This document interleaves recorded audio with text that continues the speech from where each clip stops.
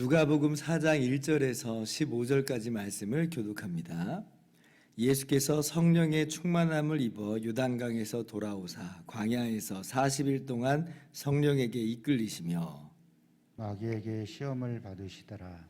이 모든 날에 아무것도 잡수시지 아니하시니 날수가 다함에 줄이신지라. 마귀가 이르되 내가 만일 하나님의 아들이거든 이 돌들에게 명하여 떡이 되게 하라. 예수께서 대답하시되 기록된 바 사람이 떡으로만 살 것이 아니라 하였느니라. 마귀가 또 예수를 이끌고 올라가서 순식간에 천하 만국을 보이며 이르되 이 모든 권위와 그 영광을 내가 내게 주리라. 이것은 내게 넘겨준 것이므로 내가 원하는 자에게 주노라. 그러므로 내가 만일 내게 절하면 다 내 것이 되리라. 예수께서 대답하여 이르시되 기록된 바 주 너의 하나님께 경배하고 다만 그를 섬기라 하였느니라. 또 이끌고 예루살렘으로 가서 성전 꼭대기에 세우고 이르되 내가 만일 하나님의 아들이거든 여기서 뛰어내리라. 기록되었을 때 하나님이 너를 위하여 그 사자들을 명하사 너를 기게 하시리라 하였고 또한 그들이 손으로 너를 받들어 내 발이 돌에 부딪히지 않게 하시리라 하였느니라. 예수께서 대답하여 이르시되 주 너의 하나님을 시험하지 말라 하였느니라. 마귀가 모든 시험을 다 한 후에 얼마 동안 떠나니라. 예수께서 성령의 능력으로 갈릴리에 돌아가시니 그 소문이 사방에 퍼졌고 같이요. 친히 그 여러 회당에서 가르치심에 무 사람에게 칭송을 받으시더라. 아멘. 할렐루야. 하나님의 크신 은혜와 평강이 오늘도 여러분 가운데 가득 넘치기를 주님의 이름으로 축원합니다. 제가 어저께 예수님께서 받으신 세례는 죄가 있어서 받으신 것이 아니라 무죄하심에도 불구하고 우리를 대신해서 죄인 취급되어서 받으시는 세례다 이렇게 말씀드렸습니다. 그리고 오늘 예수님께서 마귀에게 시험을 받으시는데요. 이것도 같은 맥락에서 우리가 받는 시험, 우리의 시험을 대신 받으시는 시험입니다. 이를테면 에덴 동산에서 아담과 하와가 뱀의 유혹을 받는 것과도 같이 예수님께서 바로 그 자리, 바로 그 위치에 들어가서 같은 종류의 유혹을 받으시는 겁니다. 근데 그때 아담과 하와는 걸려서 넘어져 버렸어요. 뱀의 유혹을 받아 죄를 짓고 타락했습니다. 그래서 그 결과 아담의 모든 자손들은 아담 안에서 함께 타락하였어요. 그래서 누구도 마귀의 시험을 넘어설 수 없는 죄의 노예가 되고 사단의 노예가 되어버리는 인류의 비참한 처지가 그렇게 시작이 되었습니다. 하지만 오늘 예수님은 어때요? 마귀에게 같은 종류의 시험을 받으셨지만 그러나 시험을 이기시고 승리하셨어요. 그래서 오늘 우리는 이 본문 말씀 보면서 무엇을 이제 발견하게 되냐면 우리는 죄와 어둠 가운데 있고 짙게 들이우는 패배, 절망 속에 있는데 이 강렬한 한 줄기 빛이 우리 가운데 쏟아져 오는 것을 경험하게 됩니다. 우리 모든 인류는 다 넘어졌거든요. 그런데 예수님이 이기셨다는 거예요. 예수님이 마귀의 시험을 이겼다. 얼마나 정말 기가 막힌 일인지 몰라요. 통쾌하고 얼마나 감사한 일인지. 그리고 이제 마침내 예수님께서 십자가에서 마귀의 최후의 유혹까지도 다 물리치시고 우리를 대신해서 십자가에서 죽으심으로 말미암아 마귀의 머리가 깨져버린 거예요. 마귀의 권세가 깨졌어요. 완전히 승리를 쟁취하시고 우리에게 이 승리를 가져다 주셨다라고 하는 것입니다. 자, 그러면 오늘 예수님께서 받으신 그 세 가지 시험을 간단하게 한번 보도록 할게요. 첫 번째 시험은 3절입니다. 내가 만일 하나님의 아들이거든 이 돌들에게 명하여 떡이 되게 하라. 이게 시험을 하죠.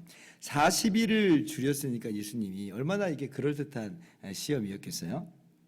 그런데 이게 단순히 배가 너무 고픈데 이제 떡 줄게라고 하는 그런 종류의 시험보다는 조금 더 깊게 들어가 보면 이 시험이 뭘 내포하고 있냐면 이거예요. 네 인생 네 거야. 하나님 없이 네가 네 인생을 책임지고 주관해라고 하는 거예요. 하나님 없이 내 인생에 하나님이 되라는 거예요. 너가 우리 주님의 대답이 그래서 뭐가 주님의 대답이에요? 사람이 떡으로만 사는 것이 아니라 하시죠. 신명기 8장 3절 말씀을 인용한 건데요. 신명기 8장 3절 뒷부분은 이렇게 되어 있습니다. 사람이 떡으로만 살 것이 아니요 여호와의 입에서 나오는 모든 말씀으로 사는 줄을 내가 알게 하려 하심이니라. 그러니까 예수님이 마귀의 의도를 정확히 파악하고 이 말씀을 지금 인용하면서 대답하시는 거예요. 마귀의 의도가 뭐라는 거예요? 떡으로만 사는 인생. 근데 그 떡을 네가 쟁취하고 네가 마련하라는 거예요. 네가 네 인생의 토대가 되고 네가 네 인생의 기준이 되고 네가 네 인생을 책임지는 그러한 삶을 살아라라고 하는 거예요. 마치 이제 마귀의 유혹과도 같죠. 아담에게 이것을 먹는 날에는 네가 눈이 밝아져 하나님같이 되리라. 하나님을 기준으로 하지 말고 하나님 말씀을 기준으로 하지 말고 네가 기준이 되고 네가 네 인생 책임지고 네가 너의 하나님이 돼버려라고 하는 그러한 마귀의 유혹이 옛날 에덴 동산에 있었거든요. 거기에 아담이 걸려 넘어져 버린 거예요. 그런데 예수님은 마귀의 유혹을 거절한 거죠. 나는 너의 유혹을 듣고 내가 내 인생을 주관하는 하나님이 되는 어리석음에 빠지지 않겠다는 거예요. 나는 하나님 말씀을 순종하면서 살아가는 생명의 삶을 살겠다. 하나님의 말씀이 나의 인생의 기준이고 내 삶의 생명이다 라고 선포하시는 거예요. 이게 첫 번째 시험의 내용입니다. 두 번째 시험은 마귀가 이렇게 얘기하잖아요. 나에게 절하면 천하 만국의 권위와 영광을 주겠다라고 하는 거죠. 이 시험의 핵심은 뭐냐면요, 인생의 우선순위, 인생의 목적이 뭐냐라고 하는 거예요. 인생의 우선순위가 천하 만국의 권위와 영광이 되어버리면 어때요? 마귀에게 그깟 한번 절하고 말죠. 마귀에게 절 한번 하면 천하 만국의 권위와 영광을 다 얻을 수 있는데 그거 못하겠어요. 그러니까 뭐가 중심인지를 딱 이 시험이 우리 안에서 딱 이제 불거지게 하는 거예요. 너의 인생이 뭐냐? 중심이 뭐냐? 목적이 뭐냐? 우선순위가 뭐냐? 천하 만국이냐? 그 영광이냐? 권위냐? 절만해. 그럼 내가 줄게. 거기에 무수한 사람들이 걸려 넘어지는 거였어요.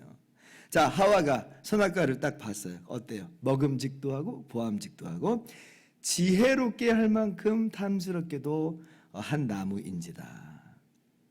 인생의 목적이 하나님의 영광, 하나님께 영광 돌리고 하나님의 말씀에 순종하는 것이 아니고 저거 먹으면 나 잘 될 것 같아. 이렇게 변질된 거예요. 저거 먹으면 나 잘 될 것 같다. 하나님 말씀에 순종함으로 하나님께 영광 돌리는 것이 인생의 목적이 되는 게 아니라 저거 먹으면 내가 더 잘 될 것 같아. 내가 우상이 된 거예요. 하나님같이 지혜롭게 되는 그것이 우상이 돼버리는 거예요. 그래서 예수님이 단호히 거절하신 거예요. 주 너의 하나님께 경배하고 다만 그를 섬기라. 인생의 질서를 다시 바로 세운 거죠. 내가 내 인생의 우선순위에 있지 않아요. 이 세상의 영광과 권위가 우선순위에 있지 않아요. 아무리 그것이 뭐 지혜롭게 할 만큼 탐스럽게 보이게 할지라도 나를 치장해 주는 것처럼 보일지라도 그것을 나의 인생의 우선순위와 중심으로 안 둔다는 거예요. 나는 하나님이 내 삶의 중심이야. 우선이야. 하나님께 영광 돌리는 것이 우선이야. 예수님이 그 질서를 다시 세우신 것이죠. 우리는요 그렇게 하나님의 영광을 위해서 창조된 사람들이에요. 그리고 우리가 그렇게 하나님께 영광을 돌리면서 살아갈 때 사실은 그것이 우리의 인생의 진짜 행복인 것인데, 근데 얼마나 많은 사람들이 걸려 넘어졌는지 몰라요. 그러나 예수님이 승리하신 거예요. 이 시험을 이기셨어요. 셋째, 마지막 시험. 자, 마귀가 이제 이렇게 시험하죠. 성전 꼭대기에서 뛰어내리라. 하나님께서 말씀하신 것처럼 너를 지켜주실 것이야 라고 시험을 한 거예요. 여러분, 왜 뛰어내려야 돼요? 지금 뭐 도저히 어쩔 수 없이 뛰어내려야 되는 상황이에요? 아니잖아요.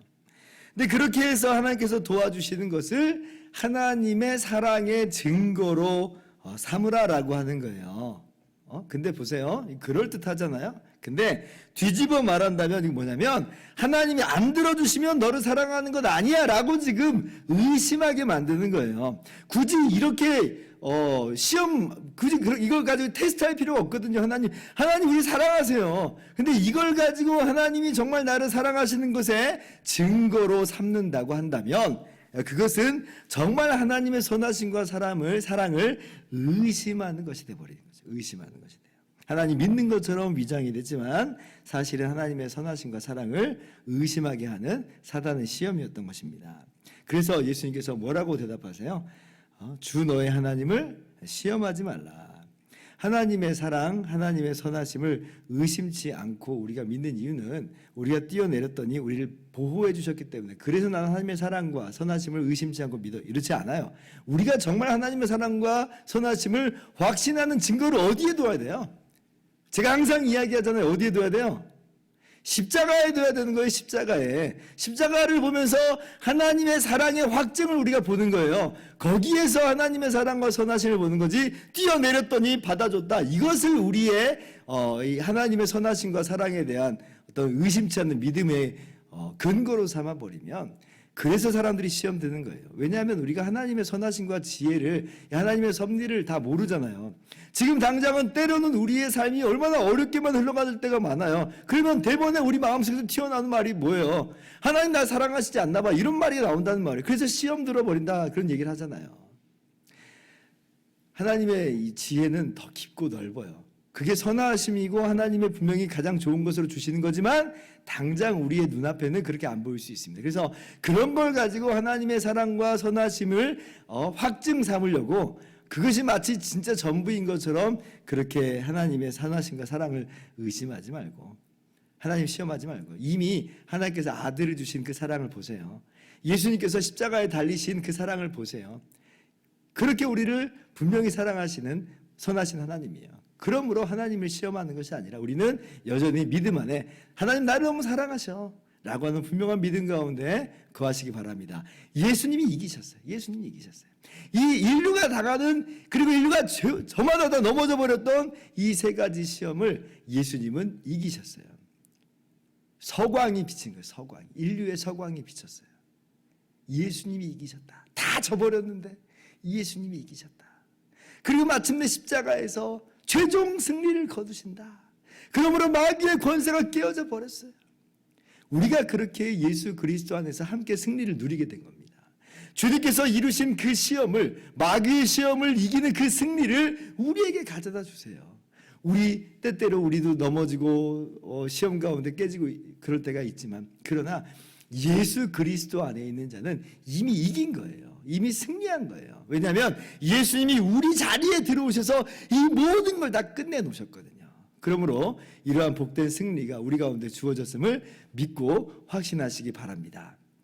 그리고 나아가서 우리의 삶 속에서 이러한 세 가지 시험은 여전히 오기 마련입니다. 그런데 우리 주님께서 이미 이기신 것을 바라보면서 우리도 그 안에서 이 모든 시험을 주님의 능력으로, 예수 그리스도의 이름으로 승리하면서 나가실 수 있기를 주님의 이름으로 축원합니다. 기도하겠습니다.